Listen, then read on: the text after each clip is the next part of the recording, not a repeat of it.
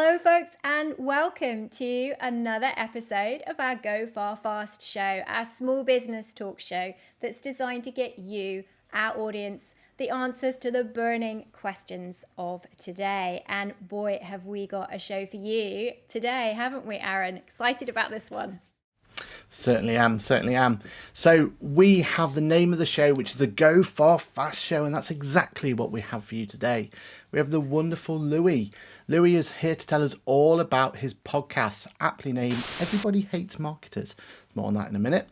Which boasts 1 million plus downloads with no ads in less than 4 years, which is an absolutely amazing achievement.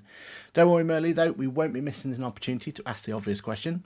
Why does everyone hate marketers? And Louis has 10 years experience in the field, including jobs at Dropbox. And he's quoted as saying that he believes that radical differentiation is the antidote to marketing BS. So we're going to have to definitely ask him what that's all about. And we're in for a treat as Louis is honest enough to tell us all about the truth of what it's like to launch products and services that flop, and crucially how to learn from mistakes and create stuff that stands out and makes him feel good as well. So we should be the best person around to ask that age-old question: what's the point in marketing and what makes a good marketer? Then, my favourite part of the show, we're off to the legendary community questions.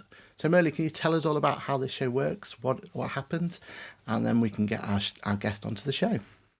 Absolutely. Well, guys, you know the formula well by now. Aaron and I will ask some of the questions to begin with, and then we'll turn the floor over to you. Thank you very much for sending in your questions for Louis. I'm, like Aaron, really keen to hear about why everyone hates marketers, and having been a big fan for a while now of Louis' amazing newsletters. If you haven't signed up for Louis' kind of 7-day feast of hot tips and insights on marketing, please do. Don't miss it. It's amazing. I love it. I have that kind of yes moment to pretty much every one of Louis' newsletters. And as those of you who know me well, Aaron, I don't do that to most of what lands in my inbox. So one not to miss, and some amazing podcasts with some great insights too. So don't forget, like, comment, and subscribe, folks, as we go through.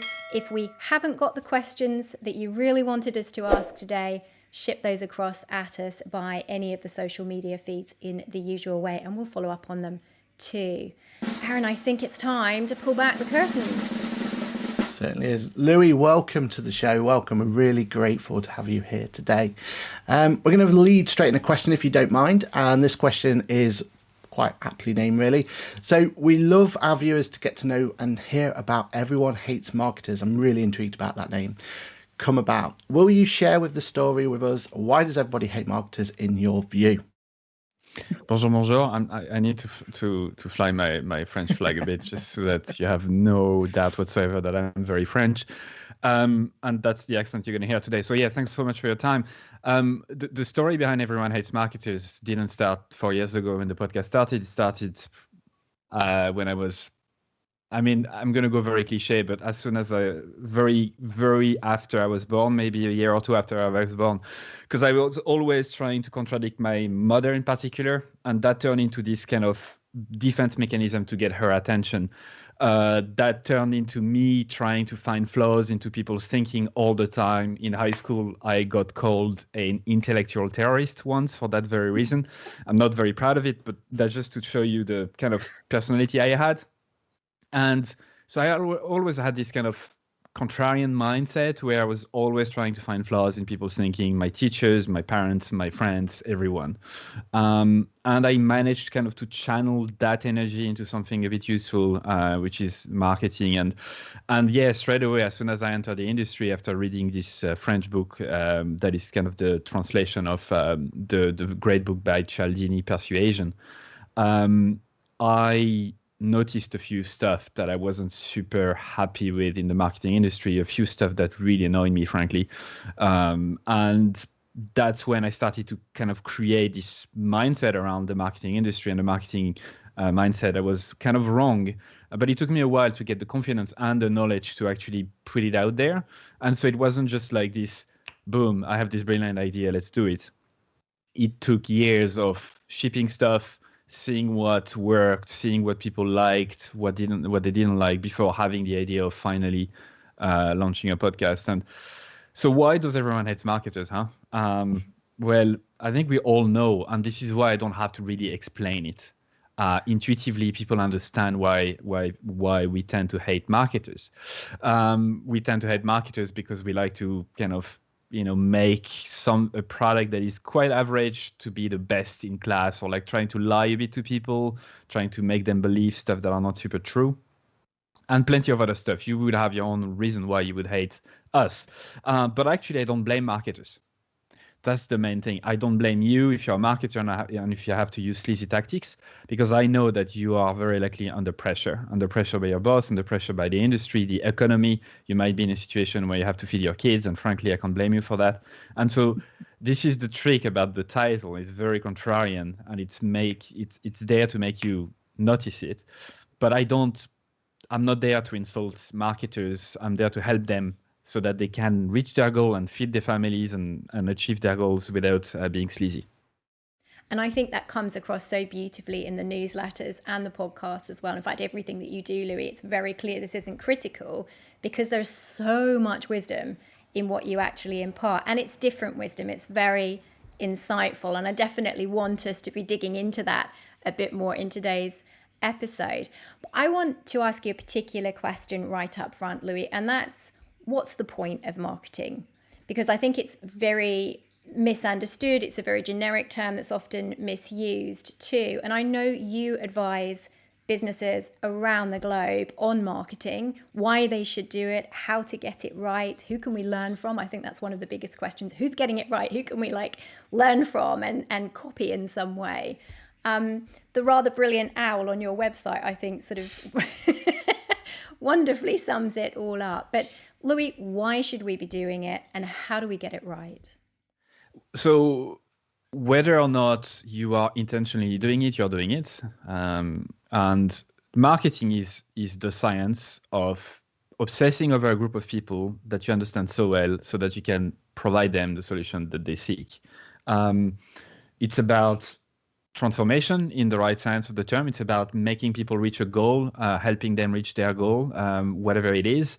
And it's a generous act, as Seth Godin would say, right? It's a generous thing. And this is what annoys me when people take this discipline and turn it into something like advertising. Advertising is a smaller part of marketing, but marketing as a whole is really about understanding your audience so well so that you understand their wants and their needs better than they understand themselves. Engineer a solution that is different from the rest, that help them to reach their goal or their objective in a better way, and showing up, frankly, for years and years and years to make sure that you attract more and more people who like that stuff, get feedback, and do it all over again. So marketing starts with your markets. That's where the word is coming from. And I know it sounds very obvious, but that's one of my biggest pet peeves. Marketing is about them, not about you. It's about your market, never about you. Right. And once you understand that, things get easier. It's never about you. Don't get angry if people don't listen to you. It's because there is something wrong with the way you communicate, and it means that they don't care. No one cares about you. And that's the beauty of marketing. It could feel a bit crazy to think, oh, no way, no one cares about me. But that's the good thing. If no one cares, it means you can try stuff. You can take some risk. You can have fun. And once I understood that as well, things became to be much better on my side as well. So that's one of my biggest pet peeves. That's what marketing is. It's about obsessing over your market. I love that. And I rather love what you just said there as well about it being about them, not you. How do we take that sort of art of communication further then to make sure that we're doing it right, Louis? Well, you have a few ways. So the first tool that you can use is your brain and your intuition. A lot of brilliant marketers, I would say Seth Godin, who wrote Purple Cow, amongst other books, he's kind of an intuitive guy, and all of his books talk to you about how to do it, how to use your intuition, and how to use your brain. He never really talks about market research or interviewing customers. So that's the one way. Some people are very good at intuition. To develop your intuition, you need to be, frankly, you need to love your craft. You need to practice every day. You need to be curious. And I'm afraid I can't teach you that. You have to just try your luck, make a guess, ship something, see if it works, get feedback, do it all over again. It's, That's the first tool. Second tool I mentioned is market research. I'm not talking about focus groups or anything like that. That could be very biased. I'm talking about trying to talk to customers who recently purchased your product. So that's my first kind of actionable takeaway. If you're listening to this right now, you can do it today. Reach out to folks who bought your product or a competitor's product recently in the last 3 months so that they have some recollection of it, and ask them about the journey. Ask them about, think about the very first time you ever thought about a product like ours or buying something like that. What came to mind? What happened? And then you ask them, what other solutions did you look up to? What did you ask anyone? You just ask them those questions. To the way I see it is you paint this painting of the reality of their situation. So you don't have to guess.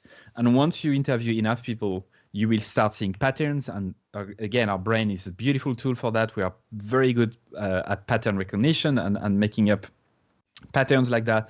So you will start hearing the same thing over and over again from people who don't know each other. And that's when you know that you're going to have something that is interesting. And you'll get so much more data than looking at your Google Analytics dashboard.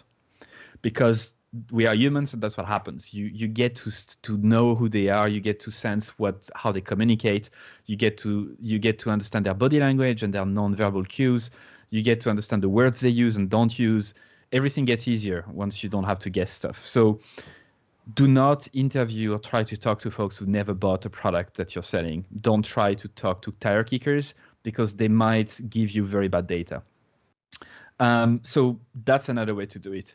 Another way is just frankly to ship stuff and see what sticks, see what doesn't. Honestly, even after years of experience, even after interviewing people and using my experience, my intuition, there is a lot of stuff that fails, and that's normal. So you need to be humble enough to say, the data I'm getting is not a reflection on my ability. It's just the way, the market works and marketing works. And so everything is a grand experiment. So I would say those are the two main tools that you see out there. The three main. So intuition, interviewing customers, recent customers or customers of competitors, and shipping stuff and seeing what sticks. I love the raw honesty there. I love the fact that we're kind of looking at it in terms of how it really is for businesses. I'm sure Merle's been the same. We've sat there in front of meetings and we've watched these Google Analytic boards and we've been told that this means that and this number means that. And yeah, you definitely can learn a lot from it, but it's what you said there about the fact that actually speaking to a customer, you're going to learn so much more, understanding the human and how that human interaction is going to be. And I really, really appreciate that piece of advice. Thinking of advice, though, and thinking about what you've just been saying there about how complicated, let's be honest, the whole world of marketing is, and how, there is going to be that ability to have to understand, have to know your craft, like you said before. And I know you've kind of touched on this, but can we just deep dive a little bit into about, is there a need for a marketing qualification to do it well? And like me, so as a small business, we tried to model for ourselves. We tried to do our own marketing. We tried to have a go and everything else. And obviously it didn't work out as well as intended. But what advice do you have for people like ourselves who are just muddling through, trying our best? Is there anything we can particularly do better or worse? Or what would you say to that? That's a very good question, because I know this is something that people ask themselves a lot. So whether you're at the start of your career and you want to find your first job in marketing, or whether you're a small business owner and you want to get better at it, frankly, I think the strategy depends on the context. But overall, what I see happening, which is probably the best strategy, is to start by putting yourself out there in some way, shape, or form. Starting a project, a blog, a newsletter, a podcast, a YouTube channel, whatever. There's nothing better than the real field, the reality of it, right? If you have a small business, starting ads yourself, trying to do stuff yourself and seeing what happens and the methods you need to use is frankly the start. It's the best way to start. It might feel a bit messy, but that's how it should be. Like, people are messy. Like, people can't understand why they really bought something. They can explain to you a few things, but you need to use your intuition to add to it. And it's the same way for your marketing. You need to kind of get started. Now, depending on your role, let's say you like Facebook ads and that's something that you really like doing. By all means, specialize in that, get some course and on that, but try to get courses that are being taught by practitioners, not in colleges necessarily because they're quite out of date, but by folks who know their stuff in that field. But overall, once you get experience, what you're going to need above all else, and that's for everyone, whether you're a small business owner, a practitioner, or whatnot, is the foundations. You need to understand the foundations, right? By foundations, I mean, so market research, positioning, competitive analysis, strategy. Strategy being what to do and what not to do, more importantly, even more what not to do. That should be your question. What should we not do? Where should we not be? Who should we not target? So once you have like the key foundations that will never change, the key psychology principle that will never change, you have a solid base and you can basically do anything after that. So you can move away from Facebook ads and do PPC and move away from social media altogether and do strategy only. And you can specialize in one industry and whatnot. So that would be overall my advice. Do get started. If you don't have a job, if you're looking for experience, contact small businesses and offer to do their ads for free for 3 months. See if you can actually generate some money for them. Try to do something. Like, this is the beauty of the marketing field. It's that it's practical. You need to ship stuff and see how people react, and that's the beauty of it. So that would be my advice. I'm not saying no for college certifications and diplomas and bachelor degree and master degrees, because some of them do touch on the fundamentals, but overall the quality of the marketing curriculum in traditional universities is not as good as what I've seen from independent bodies like Marketing Week and Mark Ritson with his mini MBA, or even Seth Godin and some of the stuff he does with his MBAs, alt MBAs, because they're more up to date and they are taught by experts who do stuff every day in the real world. I think that's such a liberating answer as well. It is about getting out there and as you say, feeling it, doing it, watching it, monitoring it, obviously not ignoring it, which is what some of us think we might have done. We tick that box, it's done, we've done the marketing bit now. But that's a great answer. Louis, I want to talk to you about the workshop that you do. So you have this rather wonderful Stand the F Out workshop. I know the next cohort kicks off in September. I have a little bit of an insight, obviously, into what's involved. You mentioned these sort of alternative training solutions or, experiential solutions that we could be thinking about if we want to improve our marketing, if we want to maybe get up to speed with what it really means. Can you tell us a little bit about what the workshop does? What can we expect? Can anyone apply? And if so, how do we apply, Louis? Well, I appreciate you asking that question. Thank you. It's killing me, frankly, that I can't curse. So I'm going to really try to take it easy on this. But so the program that I'm not going to name because I'm going to have to curse, but you named it, is something that I designed through years and years of thinking about the craft and thinking about the core question, which is, how do you fight marketing BS, right? How do you actually give folks a method, some sort of a curriculum, something they can follow that will be valid today, in 10 years and 50 years, to actually stand out, become number one in the market, whatever the category. And then once they're big, they can employ some big boys tactics and strategies. But most of the time, what I see from consultants, small business owners, or bigger businesses who want to become number one, wants to grow their market share, is that problem of differentiation. Yeah. How do you stand out? That's the question. So how do you fight marketing BS? By radically stand out, by becoming the only one, the only solution for a specific group of people in a specific category. By category, I mean, if you're selling accounting software, the category will be accounting software. Or if it's even more specialized, if it's accounting software, like sophisticated accounting software for a specific industry, that would be your category.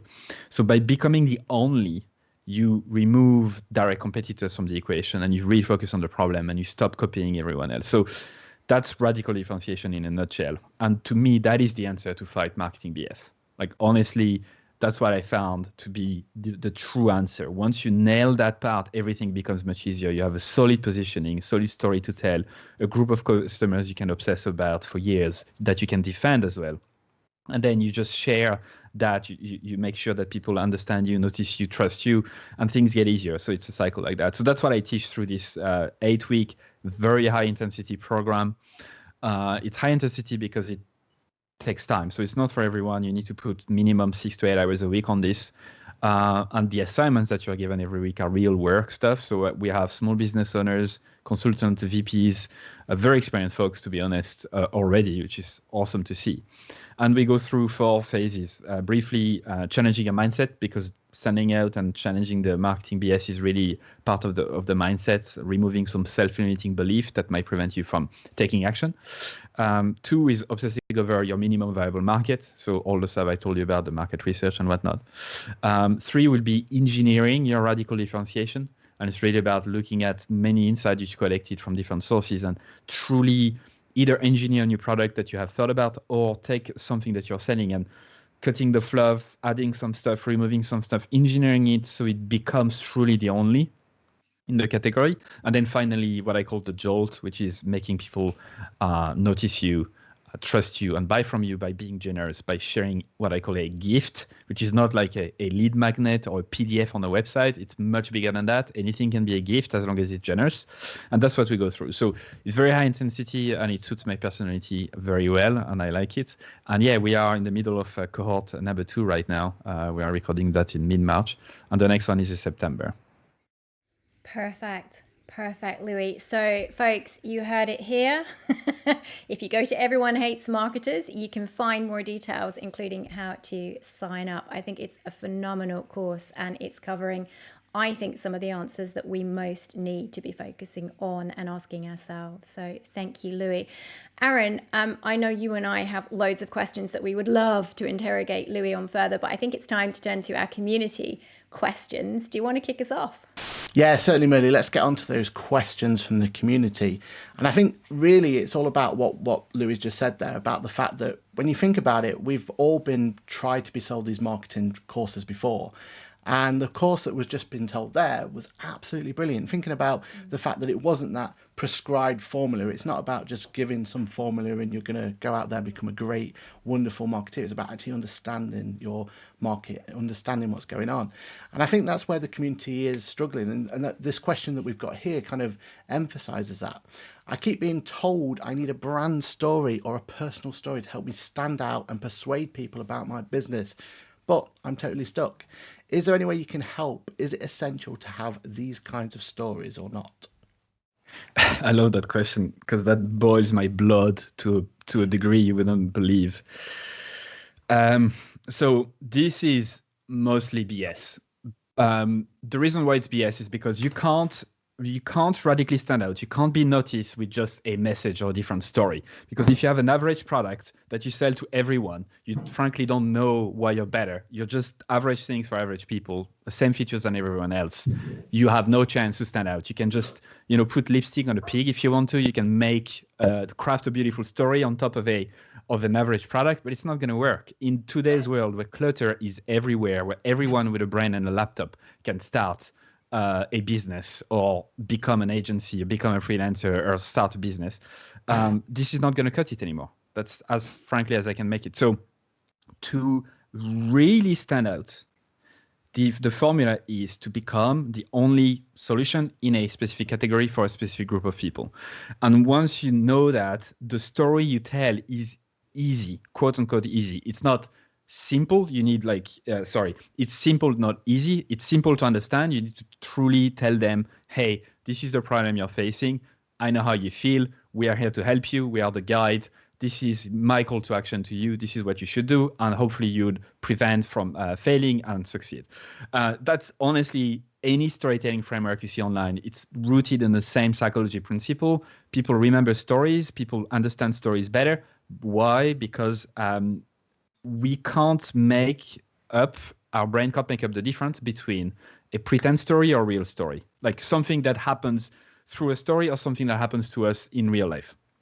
And that's why storytelling is like this big buzzword.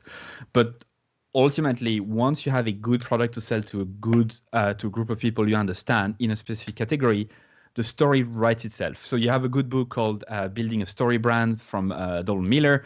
Read it. It's a good framework, but frankly, the story itself is never going to cut it.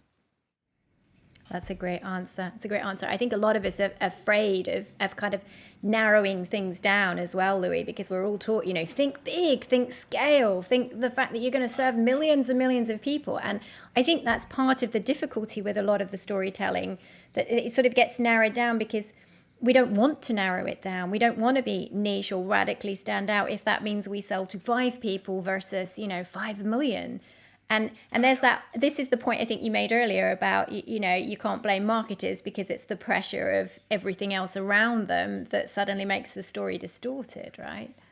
So there's a few things here to unpack. One, marketers should have a seat at the table when it comes to business decisions.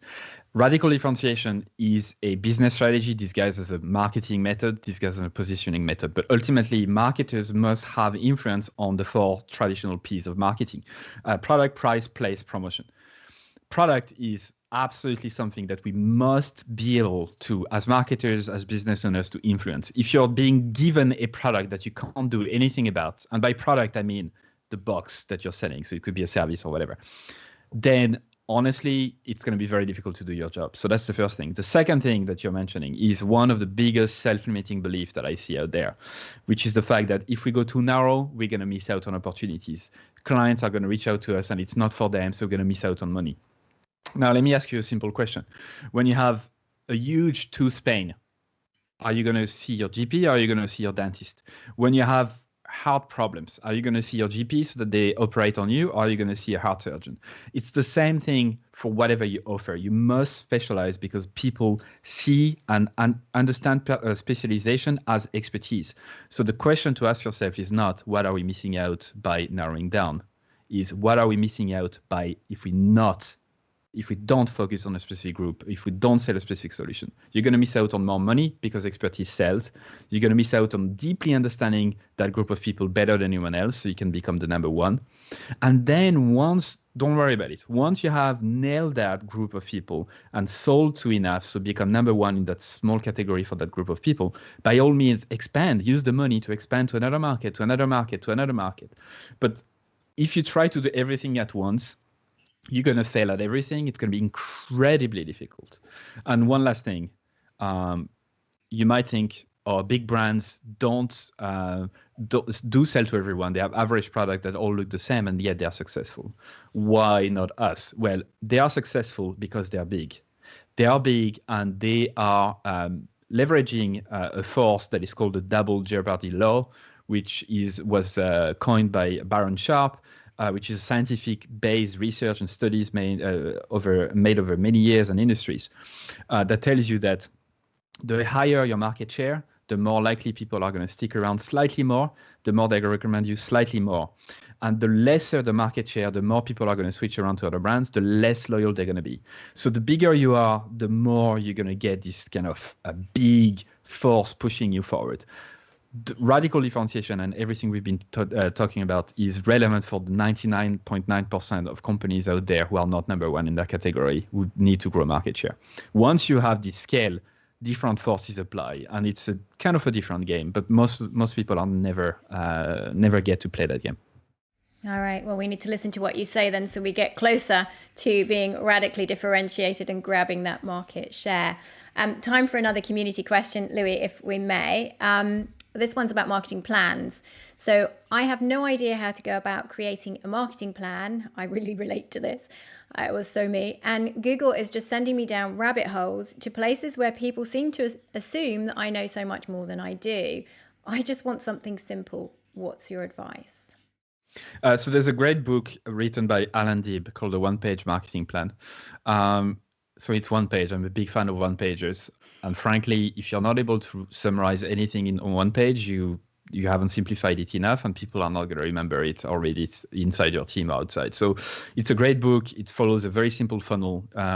It's in 3 parts. The top part is about your audience, who they are, their psychographics, so why they buy and all of that, and where they hang out, the channels. And then the last 2 parts are basically the 6 steps of a traditional funnel, from attracting to nurturing them, to converting them, to closing.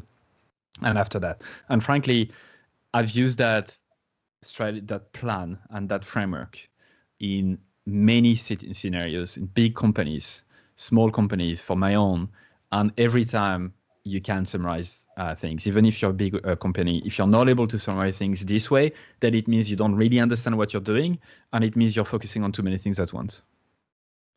Yeah, I think that's right as well. I think we went down that exact same rabbit hole of we went out, we got external help, and we got this massive PowerPoint presentation of 60 slides of how we can improve our product and market to X, Y, and Z. But you're right, if we can't put that down onto one piece of paper and be able to understand it ourselves, how's our team, how's the wider audience can understand what it is we're trying to sell?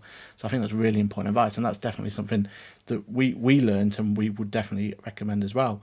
When it comes down to, though, kind of giving more people some more kind of help, and if you don't mind, we've got more community questions here, and we've got the fact that given the current circumstances, given that everything's going on, we've got a community member here saying that they're really struggling to work out who to sell to. I had some early success with some customers who seem to like my product, but COVID's changed how they buy stuff, and now they're not so interested. I've never done personas, but I think hearing how they can help, where can I go and learn, and how to do a personal, and what it is really. Can you give some insight into what they should be doing? You know, I assume, well, we know from our community that a lot of people are going through this at the moment, so any advice would be really useful for them. So first, I feel for you. I know it's not easy to have to change things around because of a pandemic and all of that. So yeah, it's not easy, and you're doing a very tough job, and I appreciate you for it. That's the one thing I would say first. But the important thing about understanding your market is that you need to understand why they buy from you, where they hang out, how did they take this decision, what other alternatives did they look into before looking for you, why did they buy from you and not someone else's. Those are a set of questions that you can ask yourself intuitively, that you can ask recent customers, that you can ask customers who bought direct competitors, and frankly, once you have that, you need to really do the job of layering it down and asking yourself, is there any, and that's an important question, are there any differences in the market that could put you in an advantage? Meaning, is there any group of people that is part of a bigger group that you thought of targeting that actually could put you in an advantage because you could become the best and the only solution for them? And those are hard questions to ask because you're going to have to trim things down. But frankly, that's how it starts. So again, market research, just asking those questions, sending surveys with the similar questions, using your intuition, looking at what direct competitors and alternative are doing. I have a few episodes on that topic on the Everyone Hates Marketers podcast. If you just search like persona Everyone Hates Marketers, you'll find a lot. And you'll discover that buyers' personas are usually BS. I'm doing very well. I haven't cursed. I'm so proud. It's mostly BS because they focus on demographics, firmographics, geographics, meaning everything but the reason why people buy from you. Now, granted, if you're selling an accounting software for a specific industry already, you know that the industry is kind of where it's at. But it doesn't tell you why people buy. It doesn't tell you where they are when they're experiencing the triggers to buy, when, with whom, and all of those questions. And so once you understand that, things become much easier, and then you can feel the plan. But this isn't a 100% perfect way. You're gonna have to try things and see what sticks. But usually, the issues of I don't really know who to target and feels like I'm not really good for anyone stems from the fear of narrowing things down. Once you narrow things down and understand that I can dominate that small market and then move on, things become much easier. I think that's such a powerful answer, Louis. Thank you. I think we've got time for one more community question, Aaron, and then we're probably going to need to wrap up. Guys, you've sent us so many questions for Louis. We'll try and scoop up some of the other ones afterwards. Louis, this is the last one, I promise. I have an idea for a business, but it's not that new. I'm assuming it's the idea that's not that new. I think I can do it better than it's been done already. Is that enough of a USP, so a unique selling proposition? What sort of marketing should I do to ensure I stand out like your site says I should, where there's already a bit of competition? So that's a good sign. Differentiation is not trying to create a new category. Like there's so much buzz around this, like frankly, very, very rare occurrence where a company has enough of a innovative solution that they can claim that a new word describes what they do that no one else has. Frankly, most of the time it never really works, because changing people's mind and changing behavior and upgrading their mind and making them learn a new word is just incredibly difficult. So the fact that you have direct competitors already is a good sign. It means you have a category that already exists with direct competitors who are making money out of that category, which is perfect. The game then is to play inside that category. This is probably what I love to do the most. It's about identifying everything that this category tends to do. So I'm just going to give you an example that is not a business per se. It's like the marketing podcast category, and just show you how it works. What I've done with Everyone Has Marketers is that I listed down everything that is currently expected of a marketing podcast, everything that is being done. And I'm talking about behavior, not features, which is a very, very important thing. I'm not talking about just the feature they offer. I'm talking about the behavior, which is bigger than this. So, for example, for marketing podcasts, the host will ask a lot of questions about the guest at the start, and basically you are being offered a subject, but you have to wait 30 minutes to get it. There's a lot of ads in between. They always ask you to leave reviews. They don't allow you to curse. I'm only joking on this one. So plenty of stuff like that. Sorry, Louis. No, I'm joking. Everyone does their own thing and everyone has their own kind of differentiation. But by listing down what your category traditionally does, from the feature they offer, the behavior, the experience, from all of those angles, you're going to start seeing opportunities. And the key question to ask yourself is, what can you remove? What can you stop doing that they're currently doing to make sure that you achieve congruence between the specific group of people you've identified and the solution you offer? And by congruence is a funny word. It's a feeling. It comes with taste and experience, and it's not that easy to describe and to say, hey, you have it, you don't. But it's really this feeling that you can't remove anything else, and that it's the perfect solution for this specific problem for them. And by removing as much as possible, you're going to shed light on the positives. That's what happens. When you remove stuff, people are not going to notice as much as they're going to notice what you do, and they will assume that you do it better. So this is a good sign. Play inside that category. Try to look at alternatives and other companies that you admire that are absolutely not in that category, and try to see their behavior as well. What do they tend to do differently that you could also mimic? That becomes, frankly, part of your DNA. But again, you're gonna have to challenge some stuff, some norms, and have fun with it. Ship it to this group of people, see if they like it, improve it. But this is why, to go back to the very small example of the marketing podcast category, this is why I can claim that Everyone Has Marketers is the only marketing podcast out there for people sick of marketing BS. I can claim that, and that's my spot. And no one can claim it, or they can claim it if they want to, but I was first, and that's what matters then. So then I can grow into doing other stuff. I can grow into doing a program. I can grow into helping businesses to radically stand out. But that was only available. I'm only able to do that now because I started small within a category, challenged a few norms, took some risk, had fun in the process, and then it took 4 years as well.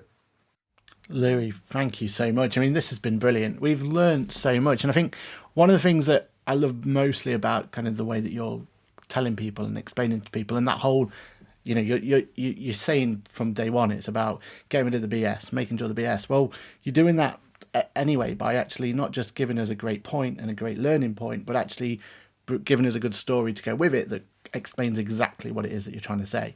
And I think that's really important. I think that's what we're going to definitely take away from this is not only everything that you've been telling us and all those wonderful little niblets that's going to help us in our business and make us understand why everyone hates marketers, which is the whole point of this, but also we're going to have so many stories that we can relay and we can kind of use to go forward and help other businesses as well. So thank you very much. You're so welcome.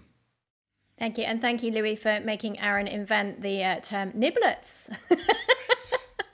I love it. Now I want chicken nuggets.